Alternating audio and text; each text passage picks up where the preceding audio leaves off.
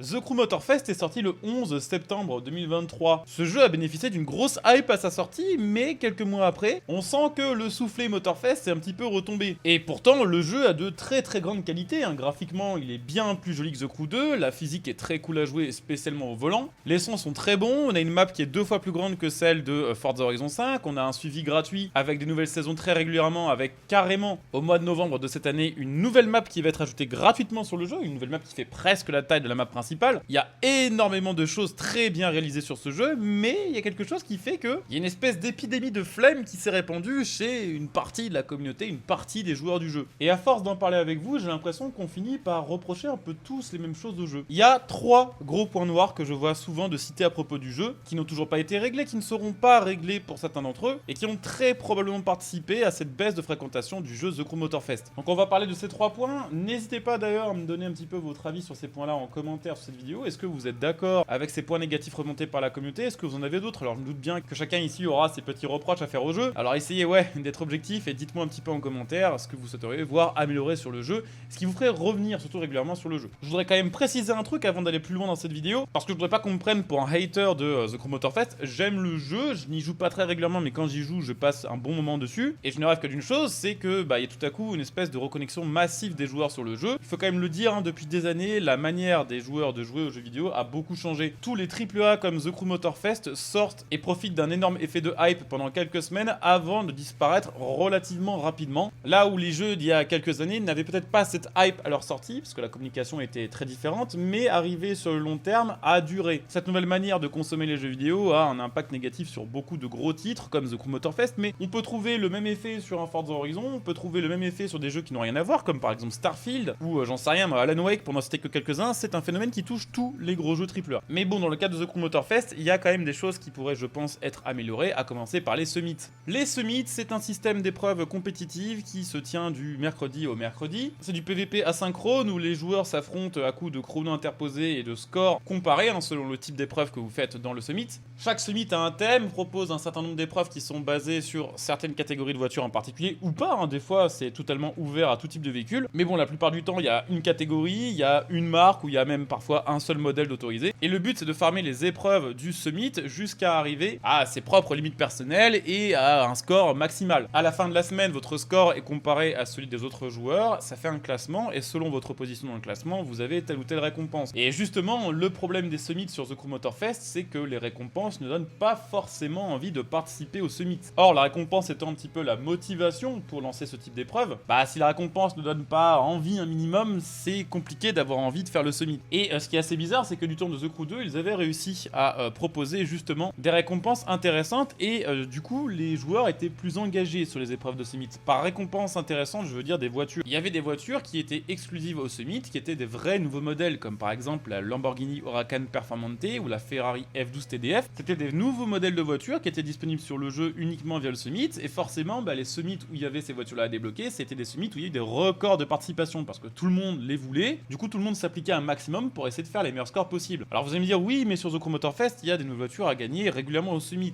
Oui, mais ce ne sont pas vraiment des nouveaux modèles, ce sont des modèles déjà présents sur le jeu, qui sont modifiés par l'équipe d'Ivory Tower. Alors en général, leurs customisations sont assez cool, et les voitures ont toutes un petit boost de performance par rapport au modèle original, mais depuis The Crew 2, ils ont tellement multiplié la quantité de voitures spéciales Ivory Tower, avec des livrets spéciales, des customs spéciales et des performances spéciales, que d'un truc rare et un petit peu exclusif, on est passé à une espèce de normalité, quoi. Il n'y a plus de surprise, on sait qu'on va avoir une nouvelle Ivory Tower, et du coup, c'est moins intéressant de participer à ces summits-là. Alors ce genre de choses, je pense très clairement que ça peut être changé, ça dépendra de ce qu'en pensent les joueurs, mais clairement, si tout à coup ils ont envie d'ajouter des nouvelles voitures via ce système-là plutôt que via le concessionnaire, je ne vois pas ce qui techniquement pourrait les en empêcher. Le truc, c'est qu'après, forcément, il y a des gens qui vont se plaindre parce que ouais, c'est injuste, j'ai pas pu avoir la voiture parce que j'ai pas été assez bon. Mais c'est ça qui faisait le sel du summit sur The Crew 2, et de toute façon, sur The Crew 2, ils avaient fini par faire des rééditions du summit où on avait pu regagner à ces voitures rares. Ce summit, on va dire un peu bof, c'est au final un problème assez important de ce The Crew Motorfest, parce que c'est en plus de ça la seule manière de vraiment faire du PVP, sachant que sur ce jeu, en dehors de ça, à part faire du multi avec ses potes ou faire du grand race, il n'y a pas vraiment moyen de jauger son skill par rapport aux autres joueurs. Deuxième problème, c'est l'import et la collection de voitures. Alors ça, clairement, je sais qu'on va tous avoir un avis différent dessus, mais je pense que laisser la possibilité aux joueurs d'importer leur garage de The Crew 2 vers The Crew Motorfest a été quelque chose qui nuit tout simplement à la santé du jeu sur le long terme, parce que si vous commencez Motorfest avec 400 voitures, ce qui était mon cas en important celle de The Crew 2, forcément ça me fait 400 voitures de moins à acheter sur The Crew Motorfest, et ça me fait 400 raisons de moins de farmer le jeu, de faire des courses, de m'améliorer. Alors vous allez me dire, oui, mais ils ont laissé le choix, t'étais pas obligé de le faire. On est d'accord, j'étais pas obligé de le faire, mais comme beaucoup de joueurs, on n'a pas envie non plus de se faire léser. Et vu qu'il y a du Summit où justement il y a du compétitif qui permet de débloquer des récompenses, à partir du moment où certains joueurs décident d'importer leur voiture sur le jeu, si vous ne le faites pas, vous êtes quasiment sûr de vous retrouver bloqué dans la progression du jeu et dans la progression du Summit par rapport à eux, parce que vous n'aurez pas les bons véhicules pour participer. Donc ce choix a été donné aux joueurs. Je pense une grande majorité des gens qui ont joué à The Crew 2 ont importé leur véhicule sur The Crew Motorfest et se retrouvent du coup avec une espèce de flemme de farmer le jeu et d'y jouer, parce qu'au final on a déjà débloqué 80% du contenu Day One. Alors là pour ça c'est trop tard, hein, c'est râpé, mais clairement sur un jeu comme celui-ci, comme sur un Forza Horizon, des jeux où il y a une grande collection de voitures, la collection de voitures ça fait vraiment partie pour pas mal de joueurs d'un objectif du jeu, et commencer avec le garage du jeu d'avant, c'est commencer avec vraiment un objectif en moins. Bon, pour le dernier problème que je voulais citer, on va s'éloigner un petit peu du jeu et on va parler de ce qu'il y a autour du jeu. Pour moi, la communication à propos de The Crew Motorfest, elle est un peu bizarre. Et justement, en 2024, la communication, c'est quand même méga important, puisque on passe notre temps sur les réseaux sociaux. Il y a des tas de jeux qui se disputent leur base de joueurs via les réseaux sociaux, en créant des événements, en teasant, en donnant des petits détails, des petites informations, les prochaines saisons, les prochains véhicules. Et sur The Crew, il y a deux trucs que je trouve très bizarres dans la communication. C'est que déjà, il y a presque pas de communication au quotidien sur leur réseau. Personnellement, je suis abonné à la page de The Crew et je suis abonné à la page de Forza Horizon, et dans mon fil Twitter, je vois beaucoup plus de posts, presque tous les jours des posts de Forza Horizon avec des concours photos, avec des fois des mèmes, des références, ce genre de trucs, et j'en vois beaucoup moins du côté de The Crew. Alors, ça a un petit peu changé et c'est mieux maintenant, mais pendant les premiers mois après la sortie du jeu, c'était pas aussi bien que maintenant, et surtout, je trouve qu'il y a assez peu de communication qui est faite aux alentours de l'arrivée sur le jeu de tel ou tel véhicule, mais aussi des mises à jour et des maintenances, ce qui fait que parfois on sait que sur le jeu arrive tel ou tel truc seulement la veille ou même parfois le lendemain de son arrivée. Mais pour moi, le vrai gros problème de The Crew, ça a été les leaks, et c'est le fait qu'à chaque saison, 3 mois en avance, on sait ce qui va arriver pour la prochaine. Alors les leaks, ça peut être cool, justement, teaser 2-3 petits trucs sur une mise à jour, donner des tout petits détails, ou mettre des énigmes sur les réseaux sociaux pour que les joueurs cherchent ce qui va arriver dans les prochaines mises à jour.